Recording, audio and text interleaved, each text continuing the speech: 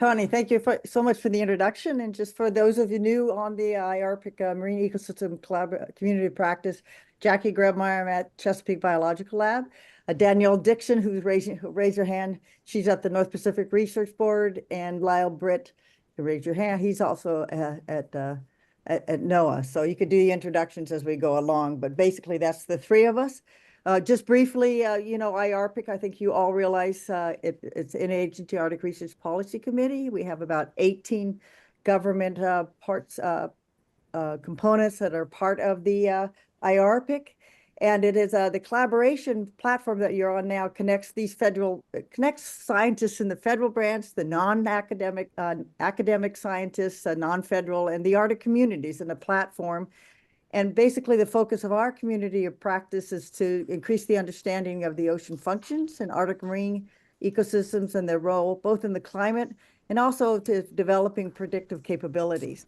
So it is my pleasure to invite Kelsey Bisson, who's a NASA program manager, to give this talk on the Arctic colors. I know it's been in development and working in the coastal zone, which is relevant across many scales to what the program in the marine ecosystem that we're interested in.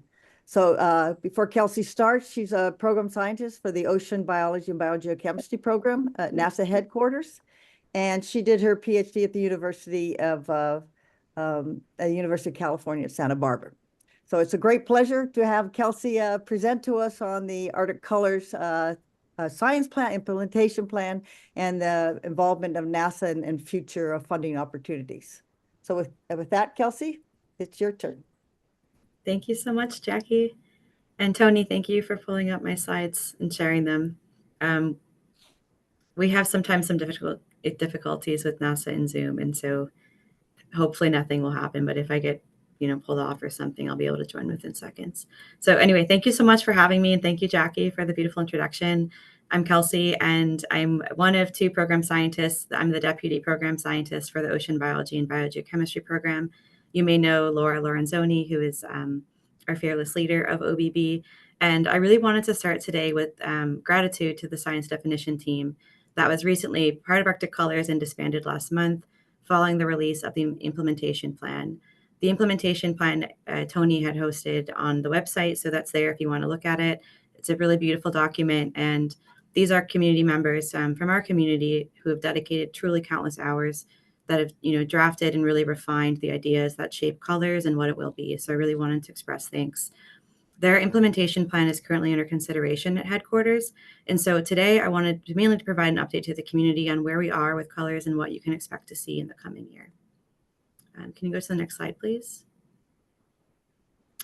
I'm going to speak a bit about the science questions that are motivating the field campaign, a bit about the field observation, and then again, give notional timeline with the caveat that, we have not yet solicited the research projects, so we don't know specifics on where, who, and how a lot of these things will be done, but, we're in the midst of the planning process now, so it's a really exciting time to be talking about this. Can you go to the next slide, please? So as we all know, the Arctic is rapidly changing at a rate warming roughly 4 times as much as the rest of our globe. I'm seeing the video show up really choppy, but probably a lot of you have seen this before, that these are NASA data that have been imaged to showcase daily sea ice concentration relative to the average minimum in that yellow outline. And as you can see, there's a shrinking area of sea ice, shrinking more and more every year. And this has cascading effects across the ecosystem as there's intensified wave activity.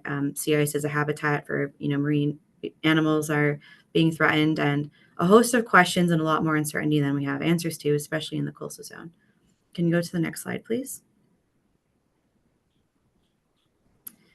So in the Arctic, it's a really beautiful mosaic of landscapes, essentially an estuary, very cold one, where land fluxes meet the ocean, and you have these influencing factors that are both from sea ice and from land, atmosphere, and the ocean. And really viewing and having an opportunity to view the Arctic as an integrated system hasn't been done to the degree that we'd like to see it in the coastal zone. And so Arctic Colors is a project that initially was conceived over a decade ago, but now we're ramping it up and able, I think, to secure funding to see it come through. And through this effort, we're really viewing the Arctic as an integrated ecosystem to answer a host of questions. Can you go to the next slide, please?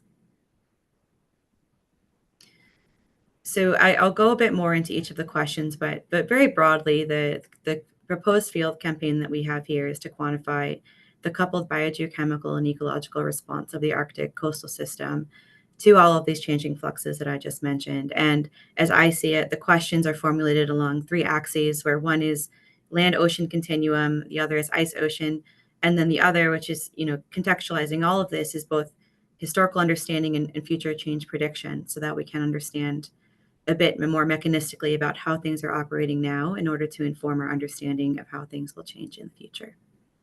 Can you go to the next slide, please? Thank you so much. So we can think about this, in the Arctic, it's a very complex ecosystem with a number of inputs that are changing rapidly. The seasonal cycle is a dominant, factor in influencing the timing, the magnitude, and the duration of many of these, interacting fluxes. Can you go to the next slide, please? So along our first axis, if we're highlighting that, we're really wondering and hoping to answer with this program how the different fluxes of freshwater, carbon, nutrient, and sediment fluxes to the coastal zone are changing as a result of changes in river and groundwater, influences, and also additional influences that are intensifying, like erosion, for example, and thawing permafrost. Also wondering how these fluxes are changing, of course, the production and nutritional value across coastal Arctic food webs, from primary producers all the way up to higher trophic levels. And what are these implications of the changing food web to local communities with respect to food security, livelihood, and the maintenance of Indigenous customs? And then finally, as a sub-question, we're interested in understanding the relative magnitude of this change and how that's, changing across different scales of time, both seasonally and interannually. Can you go to the next slide, please? So when we look along the axis of ice in the ocean, it's complex in that ice can influence both the light field, but also physical field and stratification. And the morphology of ice can also act as either a barrier or highway to a lot of these nutrient systems that the food webs rely on. And so we're really curious about how that's, happening now and how that will impact as well terrestrial fluxes in that, again, integrated ecosystem perspective, and also the magnitude of change that would possibly be enhancing those fluxes as well as attenuating those fluxes, understanding there's, nuance and complex dynamics there. Also wondering about how the coastal snow and ice cover impact the nearshore biogeochemical processes. This is a question geared more at the physics of the water column, so how ice modulates the stratification of the water column as well as permitting light into or not the waters beneath. And again, we're seeing a lot of changes in the time of sea ice retreat and location, and wondering how this timing of the sea ice formation and retreat, the duration of the sea ice season, and snow accumulation, as well as morphology, affects again, phytoplankton and ecology of these waters, as well as with links to productivity and nutritional value, again, from primary producing all the way up to likely zooplankton, possibly fish. And again, what these implications are, the links between ice and local communities. Can you go to the next slide, please? Okay, and so finally, we're looking through the lens of an integrated ecosystem approach, but with a strong focus on the water column and in the water, marine ecosystem, and looking with an eye to the future. So can you go to the next slide, please? So in thinking about that, there are, a lot of hypotheses, and you can imagine the architecture of the food webs as we understand them now is relatively poorly understood, but even worse is how we understand it will change in the future. And so Arctic Colors seeks to produce observations that will fill in very critical gaps to allow improved predictions of harmful algal blooms, zooplankton and higher trophic levels, and again, changes in polar phenology. So not just understanding the way things are functioning now, but again, how they'll change across season, years, and decades. And, critically being able to answer questions about some of these, foundational, fluxes, species, arrows. Again, this is sort of an abstraction, but you can imagine some of these pieces in their critical role in the ecosystem may change or may not. So again, I'm wondering how stable those pieces are is part of this. So that's, both with respect to land and melting ice, which are questions 1 and 2, and then as well as, again, how these processes will change across decade. Can you go to the next slide, please? Throughout the whole conception to the the end of Arctic Colors years from now, local experience is critically essential. And in our science definition team that I mentioned earlier that disbanded last month, we had members that were some present here that are Indigenous subject matter experts, either Indigenous knowledge holders or those who have worked extensively with Indigenous communities and were helping advise our community and the plan to be aligned, not only to make sure that a lot of the planned field efforts are compatible with Indigenous customs, but also to make sure that the work that we're doing is beneficial and aligned with the needs of these communities. So a lot of the science questions were in development with these members, and that did drive to a large extent changes to add higher trophic levels, for example, and addition of erosion, which are topics that are of high interest to these communities. And we also anticipate that they will be critical members throughout the field campaign as well. And of course, within the modeling and in all aspects of Arctic Colors, helping inform what questions are relevant and needed to answer now, and how we can help work together to achieve the best outcomes for Arctic Colors. Can you go to the next slide, please? So I was tempted to list the science technical traceability matrix, which is beautiful, and I really love them. And that you can find that in the implementation plan, where there's a list of observations that are tracked to the specific science question. But more broadly, I wanted to give everyone a sort of taste of the categories of observations that Arctic Colors seeks to collect. And so, we will seek to observe biogeochemical metrics, so both stocks of things, nutrient stocks, carbon stocks, things like that, but as well as fluxes of these as well, and rates in another way. So looking at net parent production, grazing rates, rates of higher trophic levels, in addition to their presence. Also, very interested in understanding and quantifying biodiversity across, again, different trophic levels, in addition to understanding a host of measurements about ice, the morphology, the thickness, the freeboard height, some of which can be remotely sensed, and many of which requires careful observations in situ, as well as hydrological measurements as well, to understand the freshwater fluxes and the dynamics of freshwater into the ocean, as well as groundwater pulsing as well. In addition, you can't have biology without physics. And so really understanding and tracking these water masses through looking at changes in salinity, as well as understanding how, these pulses are changing through time. And again, are informing and are informed by the other aspects within the ecosystem. Can you go to the next slide, please? We are NASA, and I wanted to include a bit of information about especially how we see this project help filling in extremely needed gaps within our current observational capabilities. And so I wanted to give everyone a rough idea, and here's a good graph of chlorophyll A concentration, the pigment common to all phytoplankton, against a metric of satellite observation. So this is the remote sensing reflectance band ratio. In the blue-green, which is commonly used as a proxy for chlorophyll A.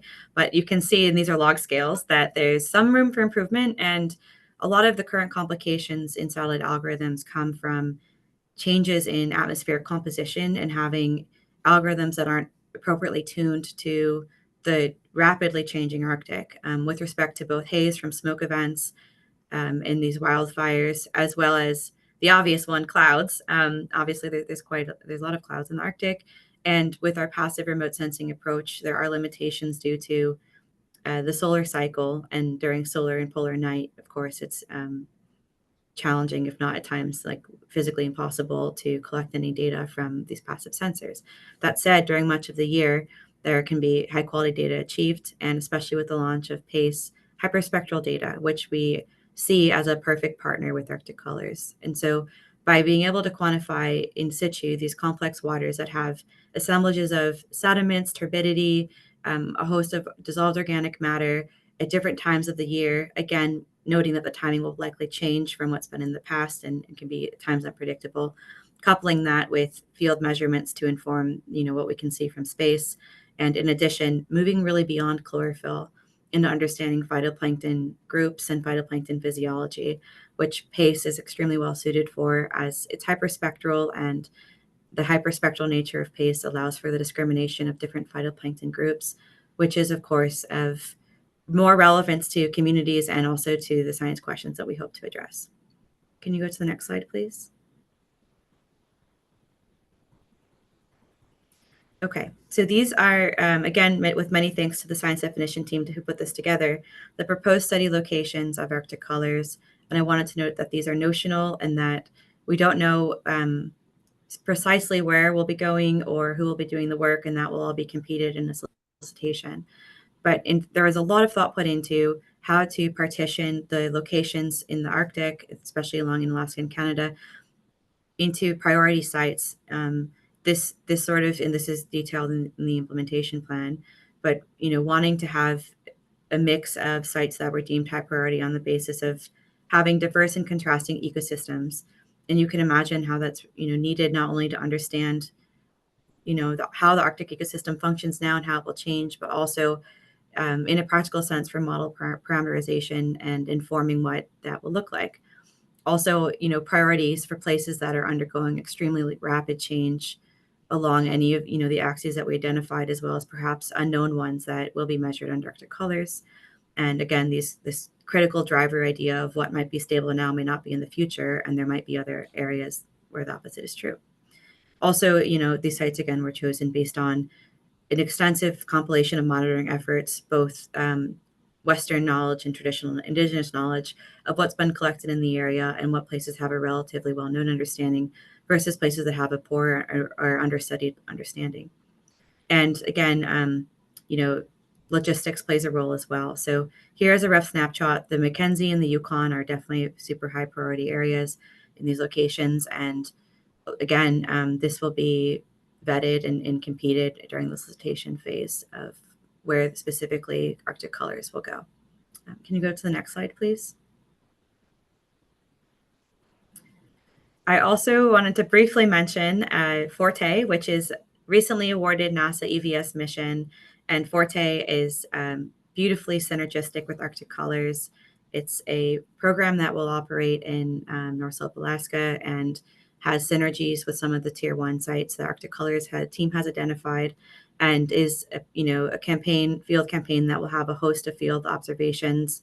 I don't know if any of the PIs are on the call, but I suspect possibly yes. That can provide more information on the plans with Forte, but I wanted to make people aware of that as well, as that's also up and coming. And of course, we view it as a highly synergistic activity with colors. Can you go to the next slide, please? This is the notional color seasonal sampling scheme. And, you can see roughly there's a lot of planned activities in our dreams that we can accomplish here with in situ sampling yearly and through the ice sampling. Again, I mentioned the importance of working with local communities is paramount here, and really capturing, some events that may happen on daily timescales and can be highly erratic. Having people on the ground and collaborators that can help characterize those is fundamentally important to understanding the variability, intra-season and interseason. And then also, the vision of having synoptic surveys that would be operating in the coastal region, including hopefully opportunistically incorporation of ice-breaking ships that would extend the reach beyond the coastal zone, and of course enable improved measurements with sea ice and sort of incubations that can be run on ships of that nature, as well as a suite of sampling observation strategies that range from small ships, even ice canoes, to sea ice, localized camps and labs that can be set up. Of course, also with, remote sensing both in air and in space when available. Can you go to the next slide, please?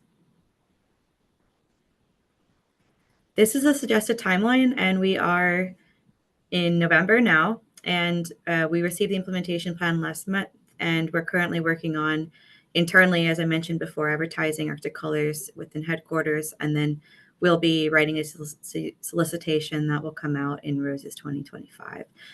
And so that's where we will have community proposers and PIs and have a better sense at that point and after, in which I would love to come back and talk again about what Arctic colors will look like and what specific shape it will take on. We don't expect fieldwork to commence anytime earlier than 2026. So that's roughly when we'll be in the field, and field campaign lasting anywhere from 2 to 4 years, budget permitting. Can you go to the next slide, please? I think it's just, I already said this. That's where we are, and we are looking ahead and very excited about this field campaign and what it can bring NASA and the community, and stay tuned for the solicitation. Can you go to the next slide? That's my final one. So I'd be happy to take any questions, and thanks again for the time today. Well, thank you so much for your presentation. It's very informative. So I would open this up to everybody online. If there's questions to bring forward to Kelsey. You can put them in the chat box, or you can bring them, just raise your hand, because I think it's being monitored. I do have a question, then I'll start this off, and that is the, I noticed that it's a water column ecosystem, but obviously there's a lot of suspended load in that. So will there be those type of measurements collected? It's a very shallow water system near shore. So I was looking, because that obviously impacts satellite observation. I was wondering if I haven't read the implementation plan, I'm sorry. Yes, no, it's okay. I think it's 92 pages. It's a great read, I will say, genuinely. The team did a terrific job. And yes, there will be a mix of observations, biotic and abiotic. Suspended sediment is critical, and understanding the size, and the particle sizes of that, and the fluxes of sediments from freshwater into the ocean, and where it settles in the water column is, it will be important to quantify. And again, how that's done and where it's done and to what extent will be determined by the community and who proposes and so forth. But that's definitely critical. We definitely need to know the sediment contribution for sure. Thanks, Jackie. Any questions? Anybody else? Standing by. There's one. Thorsten? Yeah, hi. Thank you so much for the talk, Kelsey. This was awesome. Given that the Mackenzie River is so important, is there some collaboration anticipated or maybe in place with the Canadians, maybe with, ECCC or so? I'm curious about that. Yeah, thank you so much. And stay tuned for more at one of our staff meetings. I think soon I'll be giving another rollout. But we have been in talks with some of our Canadian partners, and we're currently seeking partners, I should mention, probably after we go through, a host of talks internally at headquarters. But are planning to. I visited Inuvik and Tuktoyaktuk last year to do some preliminary visits in the region, and I've been working with the Northwest Territories government, again, at a preliminary stage, sort of a planning stage, to see what's possible. And now that we have the implementation plan on deck, we can bring that and look for partners more formally. So that's in progress. All Yeah, right, thank you. So much. Appreciate it. Thanks.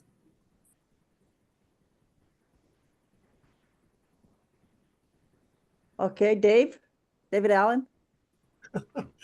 Hi, thanks for the opportunity.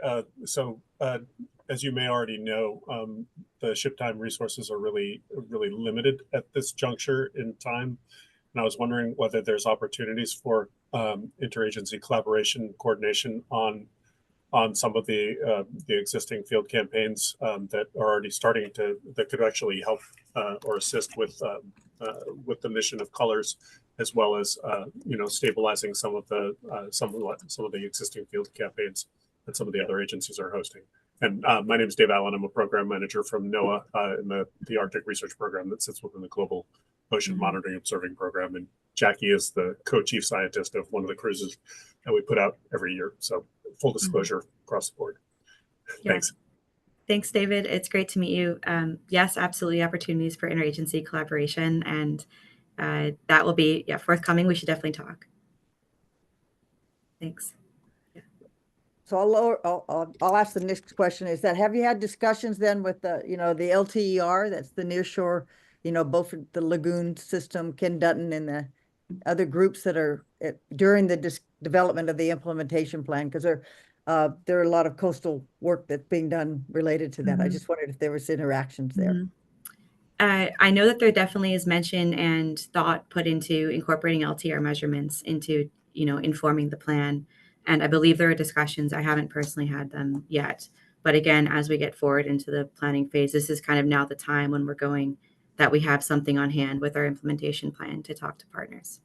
Well, that's great. I'm going to put Natalie to ask her question 1 minute. I would just say we bring up Arctic colors at the Pacific Arctic Group meeting for the ships that are offshore. So there's interest by the international community too. So we'll keep bringing this forward to them. Great. Yeah, Natalie? thank you. Thank you. Thanks, Jackie. Thanks, Kelly. I can't remember if we met at the Ocean Carbon Biogeochemistry workshop this summer. That I learned about this first from Maria there, and I think she was particularly interested in alkalinity observations. So feel free to email me later if you want to talk about that a little bit more. Currently, I work with both Jackie and David on the Distributed Biological Observatory project in the Arctic, measuring the marine carbonate system. And I don't know where your 2-page science plan is, if you could drop that in the link. Right now I'm on the 96-page one, which I haven't read.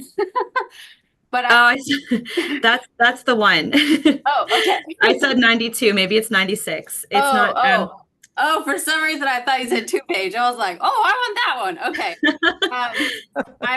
So I'll take a look at this. I haven't looked at it before. But just FYI, I'm looking at your table of past, ongoing, and planned programs. My program here at University of Alaska Fairbanks, we've worked on at least 5, maybe 6 of these I'm seeing, and I'm currently working on a data rescue project for Arctic data, especially the Chuck GC Environmental Studies program. These nobody has these. So I'm going to make those public at NCI OCADS in the next year, and I'm working on that with funding from the NOAA Ocean Acidification Program. So please ping on me for a lot of these projects in here. I have quite a bit of biogeochemistry data. I'm working on the carbon, of course, but I pair it with all the oxygen, CTD, everything else. And I also am a small partner on the Indigenous-led community monitoring project that's statewide. And we've had a lot of turnover. I talked to Maria about this quite a bit this summer. I'd hope to have a few more community contacts potentially of which ones on your map are already monitoring or interested in that. But with the turnover we've had in the last couple of months, we're several months behind. But please add me to the contact list when you're ready to see who is already monitoring that. A lot of it already overlaps with Thomas Faruja, who's on this call as well, with his monitoring program. So we could provide that information for you as well. Thank you so much, Nellie. That'd be super. I made a note of that and your name, and definitely be following up. Thank you. Hi. I think we met at OCB also, but that feels like years ago now. I know it wasn't. Good to see you again in any case. Hi, everyone. I'm Philip from Stislavsky at University of Alaska. I am a PI on ARPA-E project where we are looking to develop biodegradable materials that would replace plastic polymers that are commonly used in the Arctic for anything from cold chain packaging to fish buoys to docks, and we see a lot of plastic debris in Alaska coming from the land-based and offshore operations that have to do with fisheries. We have been collaborating with Dr.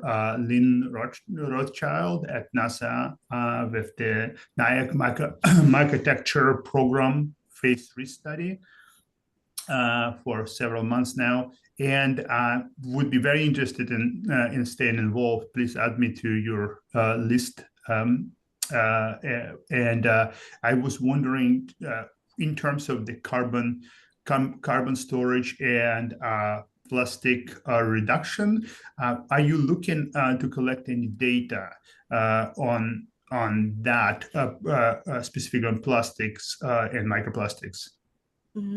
Thank you so much for your question. And I don't know if it's a Zoom thing, but your name and icon didn't come up for me. So if you don't mind putting your email in the chat, I'll make sure that I can keep you in the loop. Marine debris is part of our portfolio in ocean biology and biogeochemistry, and we're just beginning to expand that investment to understand what can be done. And it's very preliminary stages remote sensing of marine debris is truly nascent, and from a satellite perspective, it can't yet be done, but we are working on developing ways to do it more. The marine debris component within Arctic colors is not listed as a primary variable of interest. That said, if there were partnerships or proposals or ongoing research and it's easy enough to collect marine debris, that would be something that we would consider for sure. I know that marine debris is something it's truly ubiquitous in the environment, and a lot of IFCB images will tag, possibly debris. Sometimes it's hard to flag if it's debris that's anthropogenic, like a fiber or something from clothing, versus plastic, versus ash, which can appear very similar to plastic in the water, which might be especially complicating in the Arctic nearshore environment. But in any case, all that to say, it's not a planned primary variable to be measured, but it's a possible one. Great, thank you. Kelsey, there was a question in the chat about what is considered to be the nearshore depth, and what about using lagoons as well as nearshore areas within the program? Yes. So again, that's something that could happen through partnerships and we have if you look at the plan, or well, not, I mean it's large, but in any case, there's room for creativity in how this is done, terrestrially, and what areas are focused. At the conception of the program, and the focus is really on the marine environment and the ocean, but that's not to say that lagoons or in inland lakes are part of that as well. And so we have discussed a bit about the continuum and the aquatic environment, and that's certainly part of colors, and there are aspects that can be quantified, certainly from airborne assets. And again, some of how this is done is still TBD. So okay, I'm also staying tuned with where we go, but it's absolutely within the study domain. It's considered within the study domain. So in the plan, let me just, because the first part of the question was, is there a definition, like nearshore zone goes to a certain depth or distance, or is it kind of wherever the suspended load is? That was one of the questions. So what is the definition of the nearshore? Sorry, I missed that. No.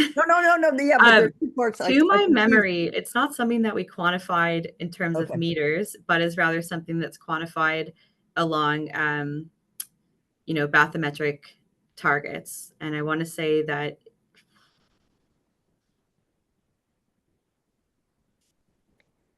I'm thinking, I don't want to say something that had be like, way off, but I'm looking at our map where we had these two, bathymetric features lined. I think that one of them is 50 meters, but again, I don't know.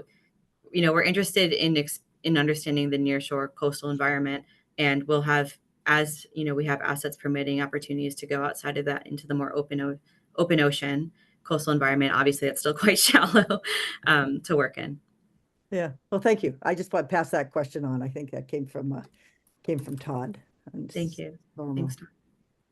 And there's some other good contact people put their names and interested that have their programs that might be good for collaboration. So if you save the chat, but we'll be saving the chat too. There's links that are in there. Great. Are there any other questions from folks in the online, or? I see one from Martin. Yeah. Okay. Yeah, hi Kelsey. Martin Stufer here, University of Alaska Fairbanks. It's great to see such a wonderful interdisciplinary effort, and I will ask Natalie for the 50-page summary of your science plan, but it's also great to hear that you're open for collaborations with other agencies. I see Calvin Modi here, who is PI on some harmful algae bloom remote sensing projects, and we also gathered over the last years a lot of hyperspectral data within our hyperspectral lab over the Gulf of Alaska coastal margins, and we'll be happy to provide data if you're interested, and it'll be nice to stay in contact. Fantastic. Thank you so much, Martin. Do you mind popping your email in the chat, or you can send it to me privately? I don't see you. Okay. Put it in. Excellent. Oh, yeah. Sorry, I just need to scroll I'd be happy to receive funding too. So, we could work it both ways. Okay, Cal, hello. Okay, great. And I see, right. So I think that Danielle, do you want to say a few words? Sure, thanks. I just wanted to draw to everyone's attention that North Pacific Research Board will fund an integrated ecosystem research program that's focused on the Northern Bering Sea during 2026 to 2031. And we've recently we evaluated pre-proposals this fall, and we've invited 6 full proposals. And so folks who are interested in thinking about potential opportunities to link up with that can look at our website. I put the website in the chat. You can see the titles and the PIs of the 6 full proposals that have been invited to the next stage of the competition, and the board will make their funding decisions next September. And so it seems like there might be a nice opportunity for potential synergy, at least with respect to what Kelsey discussed as potentially the Yukon River input in that region, if folks are focused there. And then the other thing I wanted to mention on behalf of the Marine Ecosystems Community of Practice is that next week on November 20th, we are co-hosting an event with the modeling team. And that the modeling team has been hosting a series on addressing biases in Earth system models. And they're hosting an event next week that's focused on the Arctic marine carbon cycle specifically. And we are co-hosting, and we would really appreciate members of our community participating in that conversation to look for opportunities for the observational science community to potentially help the modeling folks address the biases in those models. So we encourage you to join us, and we've got a link there in the chat if you're interested. Thanks so much. Great, Danielle. Yeah, I see that's over in there, and I've seen the invites on there. But I think that definitely has the crossover with Arctic colors in there as they move towards, real time and sensor satellites and collections. Cal put his name in there now too. All right. Before we go to any updates, I want to see if there's any more last questions. Otherwise, I want to thank and clap for. I see Liz has one. Here we got one more. Hi, Liz. Hi, Kelsey. I don't know if you mentioned this or not, but I wondered if you're in touch with the International Polar Year group, and if there are any plans to see if Arctic Colors is relating to International Polar Year in any way. Mm-hmm. Great question, Liz. Not yet, but absolutely something that we'd like to pursue. Yeah, I would just say on that point, it'd be great, the Alaska Marine Science Symposium is a great way to, the connections up in Alaska, but then the Arctic Science Summit Week in Boulder, that'll be in March. So Alaska Marine Science Symposium is January, but the representation of Arctic colors at those 2 ones, particularly the ASSW, because there'll be a lot of planning for IRP and the teams and going into IPY. That you probably sounds great. Yeah, thank you so much. I guess that's also a good opportunity for me to mention that I'll be in Ottawa for the ArcticNet's Arctic Change meeting. And it's the same week as AGU, so I'm wondering many of you might be at AGU. But in any case, I'll be there. So if you're there, come say hi. Excellent. All right. So are there any other questions before I tie this up? I think it's been a great conversation. So Kelsey, I want to say thank you so much for having done that. I hope you stay on just a few more minutes if you want to. And if anybody I was going to put my clap up there. So well done. So at that point, anybody, we're kind of at this point have the opening up, and I think Danielle kind of brought forward any upcoming highlights that people want to mention that happen. I'll just start by saying we had a very successful Pacific Arctic Group and Distributed Biological Observatory, our 7th data workshop in Baltimore. Well received, a lot of people, about a total of 70, 80 people, both online and in person, and reports will be coming out. Some great, even nearshore crossover with Arctic colors, and then offshore that are work done in the Pacific Arctic sector. We are moving into the Pan-Arctic DBO, just to let you all know, and that we will have a community day next March during Arctic Science Summit Week. So that's my little update. Anybody else want to bring anything forward? Hey, Kelsey, will you make those slides available? I think her plan. Yeah, go ahead. I will. Thanks, Cal. We're doing a series of rollouts internally, and then I want to clear those, and then these will be cleared. The slides and the talk will be available. And we also have a website on our OBB website, which I will put in the chat shortly. There's a section for field campaigns and missions, and we will give updates to Arctic colors there as well, especially when the solicitation is written. But of course, you can, find that on Inspires as well. So I'll put that in the chat as Okay, another place to watch. somebody else has a question I see. Phyllis? Yeah, hi. Thanks for actually asking about other announcements, and thanks so much, Kelsey, for this overview for Arctic Colors. I'm actually not often in this meeting, but I've been working with some collaborators on ideas regarding field research around Greenland coastal zones. So I just figured, since the opportunity is here, if there are any folks here who are working or engaged in Greenland coastal related research, I'd love a shout out and discussion on maybe some upcoming work in that. And I'll put my email into the chat too. Thanks. Well, I would just say on that, we just got off another Zoom call for Andrea Payne, who's just gave her talk about research in Greenland, near shore. And I know the PhD student from the University of Maryland Horn Point Lab is working on the, changes of the outflow from the glaciers into the near shore zone. Of course, it overlaps with your interest. So I either type it in or I'm gonna give you her email as soon as I pull it up, and otherwise I'll email you with it. But I think, Yeah, there that are would be super. people are doing that. Great. Well, thank you. I would add one other thing. We are having at the AGU, for those of there, it's the 9th of December, an observing session for the Arctic. It's not just the Pacific Arctic. Thank you. That will be that day. So it'll be both posters and an oral session. I know that NASA has their booth there, so I'm sure Arctic Colors will be highlighted, right, Kelsey? Throughout that. So that's another little announcement for everybody. So great. And looks like David, you got your hand up. Yeah, so I wanted to note, and Jackie probably knows this better than I do, for Twyla, I think this overlaps with AGU week, but I was just on colleagues from Arctic Passion and beyond, and Avi.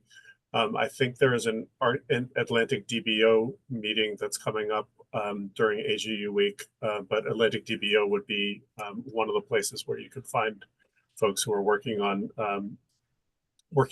the Greenland related coastal issues. And Jackie, please correct me if I'm wrong.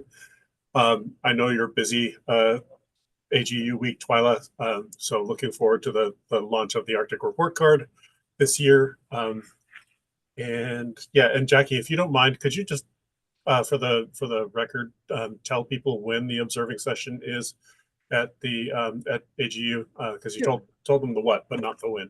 Thanks. Right, it's on Tuesday, which I believe it's the 10th, December 10th. So the posters are from 8:30 to 10, and the orals are from 4 to 5:30, I believe. That's on Tuesday the 10th. I should just say it's quite a busy week because there's AGU, there's ArcticNet, so I couldn't go to ArcticNet. I was asked for that. The Atlantic DBO, and then there's also ecosystem-based management, part of the working group on integrated ecosystem assessment in the Central Arctic Ocean. So this is now moving into the higher Arctic, all on that same week. So there'll be a lot of post-meeting kind of summaries coming out, but it seems like everybody piled you do an inventory, you ask when people have meetings, everybody doesn't have them, and then everybody puts them all on top. But it should be an interesting results. Okay. And so Tyler, just to let you know, on the DBO side, I'll send you that link too. We have a connection to the Pan-Arctic DBO and people you can contact too. I'll send a few connections to you. All right. Anything else anybody wants to bring forward? I'm not sure, Danielle, you can bring up to my mind, or Lyle, what our next, I don't think we're having, because of AGU and all the overlapping meetings, we will not have a marine ecosystem community practice webinar in December, but we are tentatively having them January, and then we have one putting together for remind me. I know when I'm trying to put together Network of Ocean Worlds, another NASA lead on that, as I sit on that coordination network. That'll be sometime in the spring, kind of getting contemporary terrestrial Earth scientists, a few talks from them, and planetary offsite, all related to icy worlds. So I know that's coming along, but we have a few more that we're planning to put on, and you'll get an update for the IARPIC site.